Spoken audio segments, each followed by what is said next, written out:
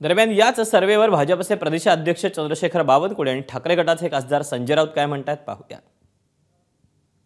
हा सर्वे चुकीचा आहे। भाजपला फक्त 13 ते 12 जागाच मिळत आहेत। हा त्यांचा सर्वे चुकीचा केलेला आहे, तो आकडा फुगवून सांगितलेला आहे असं मी म्हणतोय।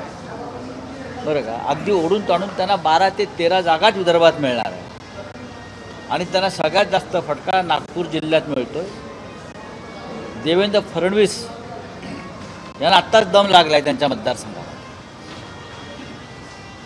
फडणवीसांना निवडून आहे आणि संपूर्ण विदर्भ हा महाविकास आघाडीसाठी केकवॉक आहे।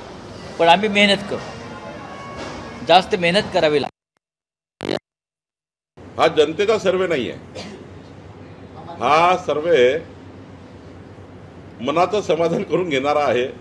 तुम्हाला निवडणुकीच्या निकालांतर दिसेल की महाराष्ट्रात महायुतीचं सरकार मोठं बहुमत, बघा दावा करणे चुकीचं आहे, मी दाव्याला मान्य करत नाही। अजून चांगलं काम करता येईल का महिन्याभरात? म्हणजे बता दिया, पुरे बहुमत के साथ आ रहे। एबीपी माझा, उघडा डोळे बघा नीट।